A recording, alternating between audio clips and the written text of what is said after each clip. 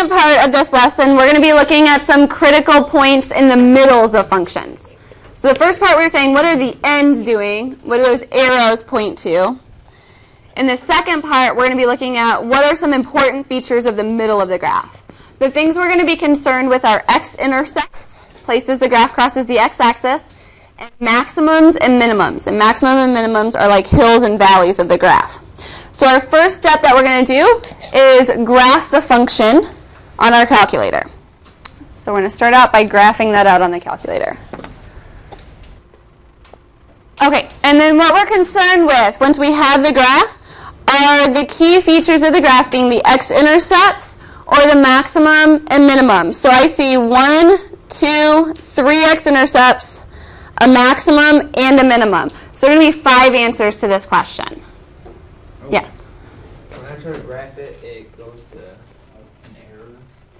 I will fix that error for you in a moment. So we care about every single x-intercept and every single hill and valley. The way we are going to find these is in your notes. It says under step 2, press second and then the trace button. So on your calculator, the second button is the yellow button that's at the top, and then the trace button is the 4th button over. So I'm going to press the second and then the trace button, and we should get a menu of some various options. All of the things that we're going to be concerned with finding today are all in the same menu.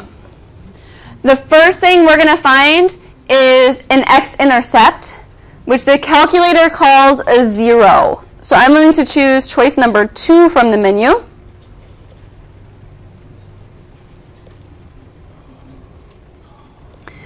It then gives me a few questions. The first question at the bottom now says left bound. So what we're going to do is use the over arrow to bring that blinking cursor to the left of our first x-intercept that we're looking for. What the calculator is asking us to do is to give it some parameters on where to look. It's saying, I can't look everywhere for this, so where do you want me to focus my search?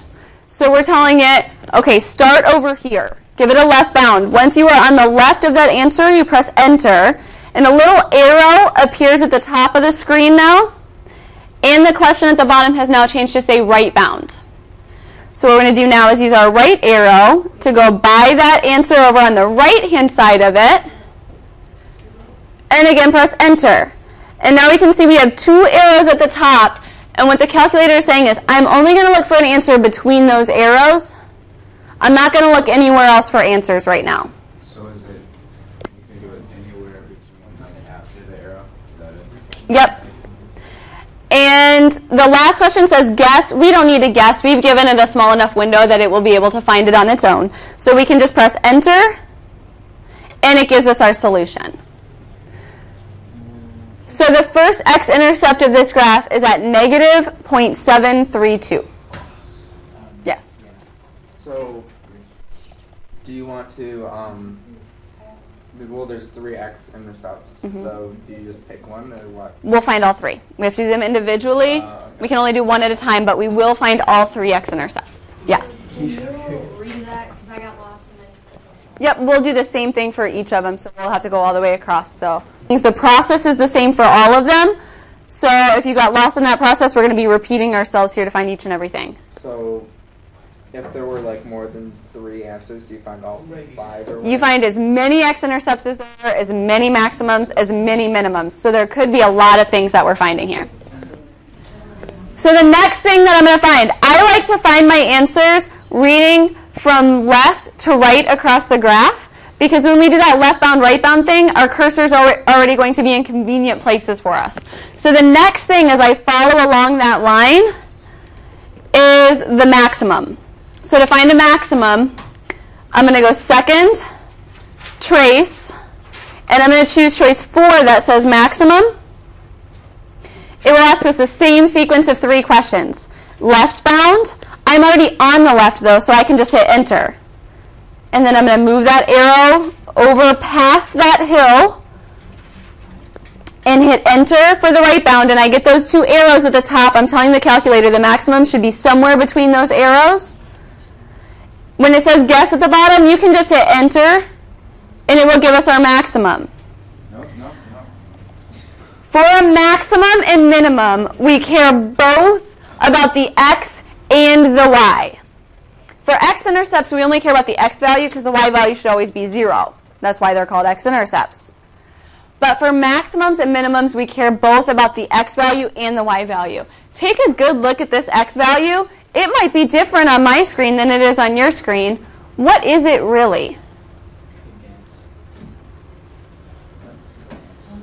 What do you notice at the end of that number? E. What does E mean on the calculator? Times 10 to the power of. This is how the calculator does scientific notation. So I have something times 10 to the negative 7 here. That's 0. Okay, that is lots of decimal places of 0 and then whatever number it's telling us. So our maximum is at 0,2. For maximums and minimums, we care both about the x value and the y value. So this is at 0,2. Yes?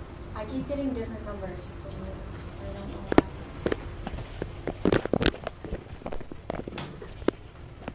Like I got that, and then Yeah, but remember, it really just means 0. So it doesn't matter what the number is. When that E is there, it just means 0.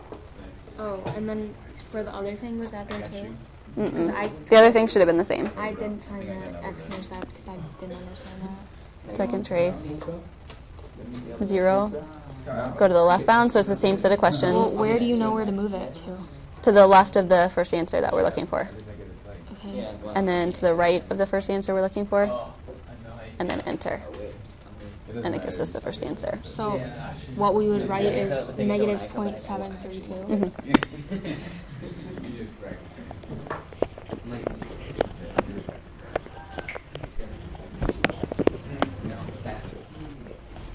The next thing we need to find is another x-intercept, because after it's going up, now it's heading back down and it's going to cross that x-axis again.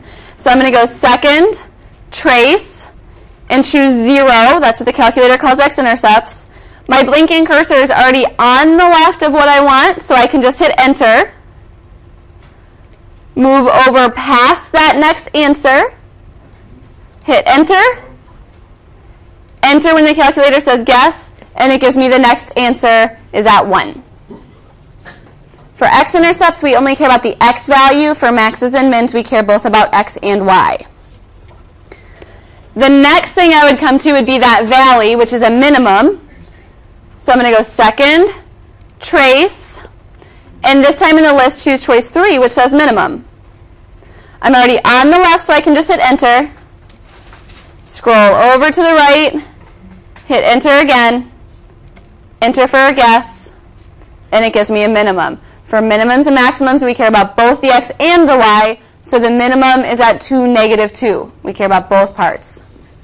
Mine has like 2.0008. Depending on the precision of the calculator, it might say 2 point lots of stuff, like 2.00000 and then something, or it might say like 1.9999999. Just round if it's an obvious close thing. Otherwise, go to 3 decimal places. The last thing we need to find is one more x-intercept, so we're going to go second, trace, choose choice 2 for 0. I'm already on the left. Scroll over past it, enter for a guess, and I find my final x-intercept at 2.732. Wait. Is this Okay. 0? For the final 0. Yep. So we go back to... Go back to that same menu and choose 0. So you have to find every x-intercept, every turning point, whether it's a max or a min, every hill, every valley. So would you round that to 3 then, or just 2? Yeah, I round to 3 decimal places. For the next one, when I type in the function, I have x to the power of 4 minus 4x to the power of 3 minus x to the power of 2 plus 12x minus 2. Wait, hold up. Oh, that's that one. Okay, so going on to the next example, And then when I graph that, You won't let me grab it. there are 7 things that we are looking for in this graph. This one would have 7 answers. We need to find every x-intercept, every maximum, and every minimum. So I have 1, 2, 3, 4 x-intercepts, 2 different minimum values, and a maximum value. It's straight. No. I type mine in and Okay, so what I want you to do now is try this one out.